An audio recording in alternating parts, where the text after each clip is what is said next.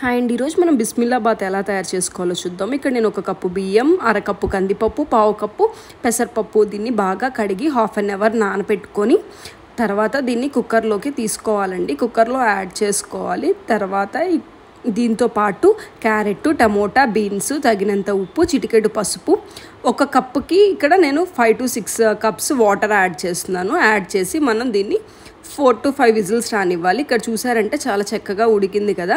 ఇది పక్కన పెట్టుకోవాలి.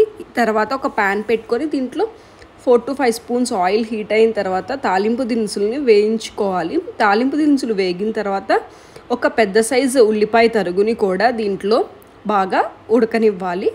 ఉల్లిపాయ తరుగు మనకి బాగా ఉడికిన తర్వాత దీంట్లో 3 to 4 spoons sambar powder add చేసుకొని పెద్ద నిమ్మకాయ సైజులో ఉన్న చింతపండు గుజ్జుని దీంట్లో యాడ్ చేసుకోవాలి.